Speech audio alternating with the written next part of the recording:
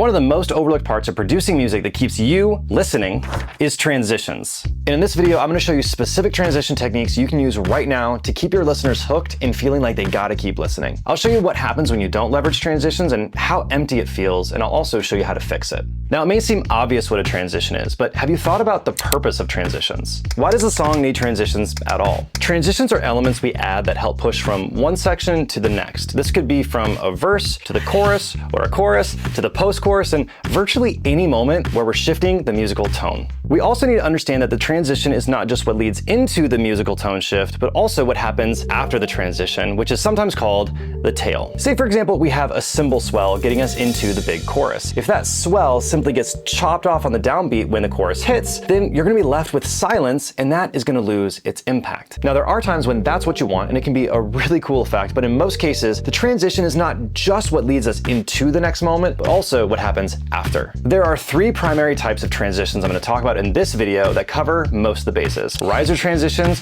percussive transitions, and musical transitions. And that third one is the one most producers struggle with. And we can use a blend of these together to make really creative transitions too. Riser transitions are anything that creates a feeling of swelling into the moment that we're leading towards. Now, don't only think of this as upward risers, but this can also be what we call downers. So let's take a look at some examples. This first song is a song of mine that I did with the artist Moonwater called The Story's Just Begun. This song has actually been licensed hundreds of times as well, so a great example of something that's also doing well commercially. And when we talk about risers, I actually include cymbal swells and drum rolls. Now, drum rolls, oftentimes people think of that as, well, that's percussive. But what I think about drum rolls as is something that is dynamically going up, that is creating a swelling motion. And cymbal swells are the same. It is creating a function of rising or swelling dynamically. So when I say risers, I'm giving an umbrella category to something that is either rising in pitch, coming down in pitch, or dynamically swelling. They all kind of function the same.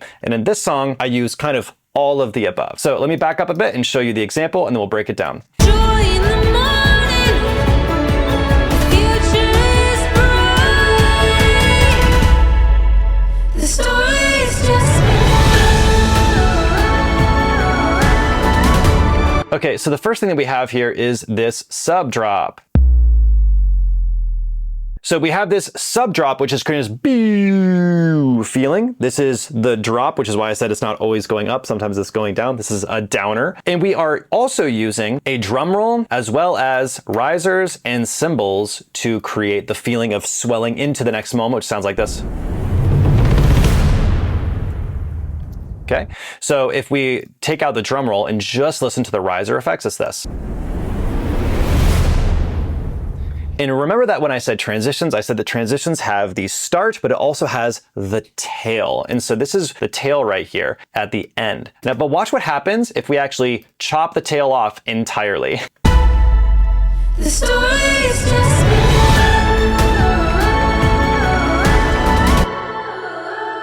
That does not work at all. Let's put it back in. The story is just begun.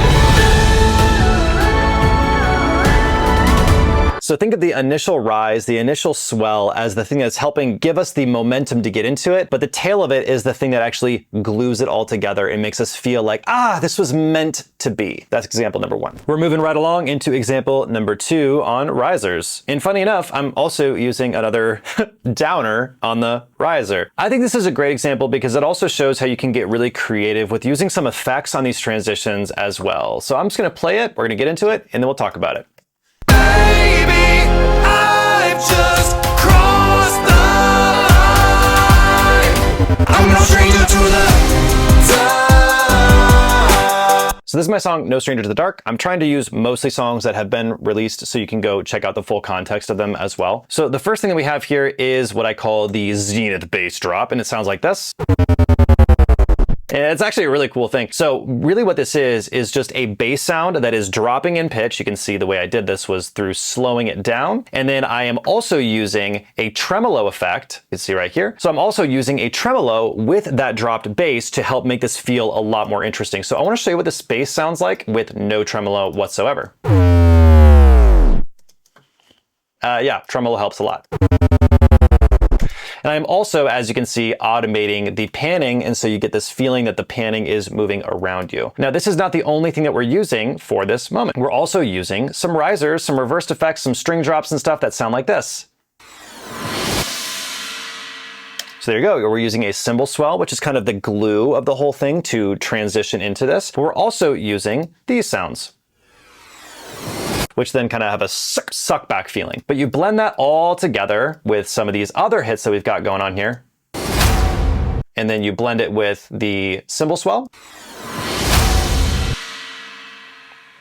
There you go. Now I ended up chopping this here because you might notice that the damaged piano stops pretty abruptly. And the reason is because it was actually getting in the way of some of the other stuff that was happening when you put it all together. So what I want to do now is show you what happens when we take all of those out and how empty it feels. Cross the line. I'm no stranger to the time. It feels uncomfortably empty. Let's put everything back in. Cross the line. I'm no stranger to the time. Booyah! The second kind is percussive transitions. This will be using drums or percussion to help us get into new moments in the song. This could be drum fills or other percussive elements that push us forward. And don't think this is just for rock music. EDM, hip hop, pop, indie, and virtually every genre uses this. Now, it does change from genre to genre and how it actually gets implemented, but this is really a great way of creating transition if you have a percussion or drum heavy track. Let's dig into some examples here. All right, so the first example that I want to show you when it comes to using drums or percussion specifically is a song of mine called Worth the Wait. And what I want to show you is how we use strategic drum fills to actually transition into moment to moment. I use 2 different times in this song. So the first one I want to show you is how we go from verse 2 into the second chorus using drums. I'm just going to play a couple bars before this. We get far back from when this all started now, and hold on, love don't come that easy. And this is unbelievably simple, and so it seems so obvious, but here's what a lot of producers would do. Hold on, love don't come that easy.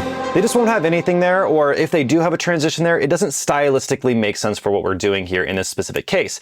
But instead, just a simple kick, tom snare hit is all we need in this moment to make it interesting.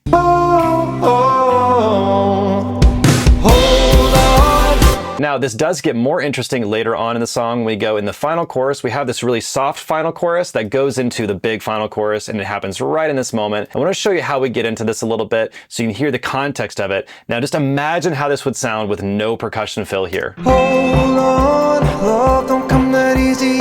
Hold on, love is worth the waiting, baby. Oh, only takes a moment for the world Here it comes. to change, and love might take you far away.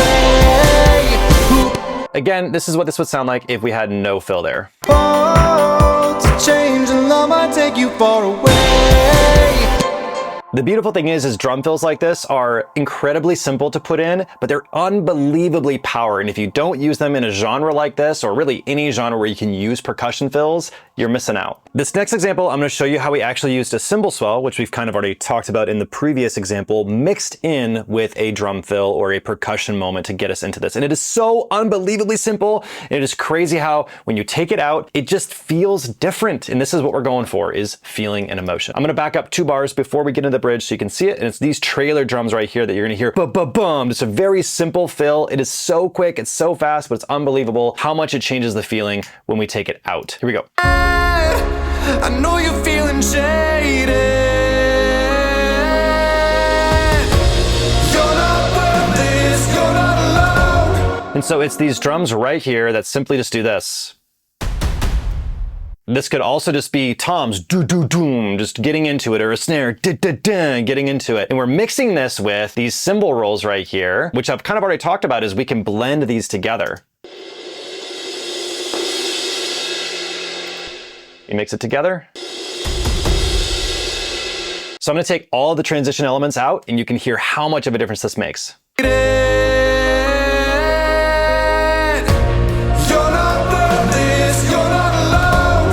Makes such a difference. And remember how I talked about the tail as well? We have this tail happening on it, which gives us the feeling that it's continuing and really blending into it. Let's listen to it with everything in.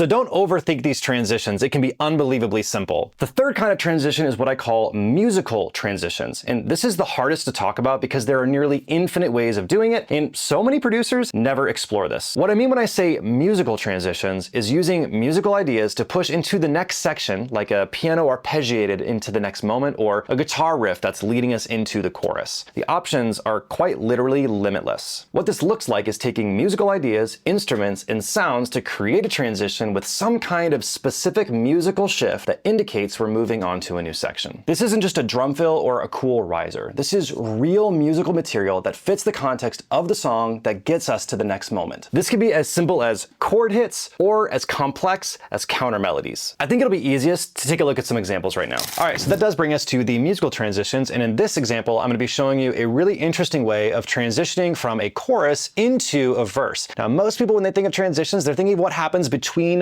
two bars that are pushed up against each other. So if we go from one measure of music into another, think of how do you get from one bar into another. But when we talk about musical transitions, we can also start thinking about how to extend the length of these transitions to actually do something interesting from a musical perspective. So what I want to do is show you how we utilize the end of this chorus to get into the next section of the song. Now, this song is a really emotional song. It's actually a song about one of my best friends who lost his life, and essentially just, it's a sad song, but it's also a hopeful song. And I wanted there to be this moment where it's talking about how the pain is, but we also need to find a way of getting into verse 2, musically speaking. And so the transition actually turns into something where there's more musical foundation, musical bones to it. And I want to show you because you can use this in your own music. So here's the ending of this chorus. It breaks my heart, but life goes on and on. With losing you, I'll be strong. Here it is.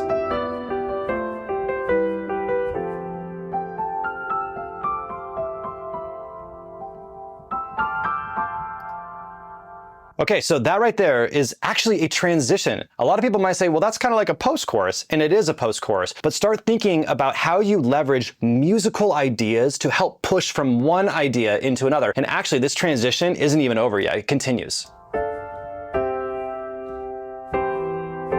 Here we go.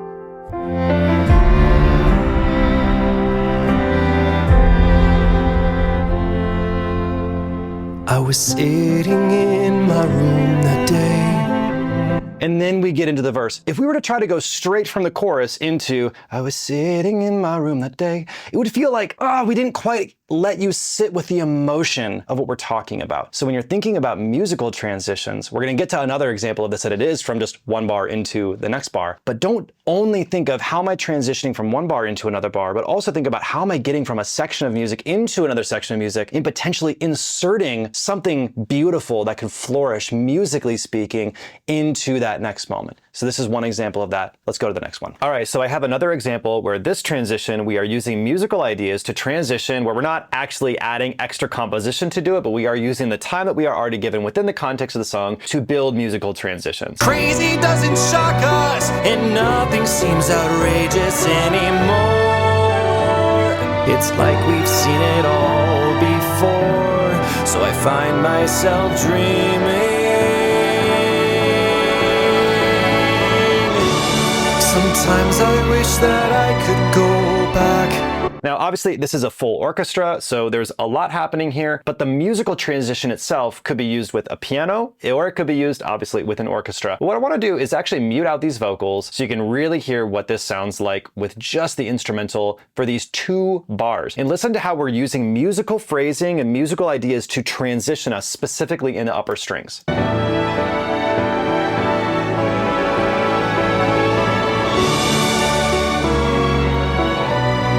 So if we listen to just the strings only, this is what it sounds like.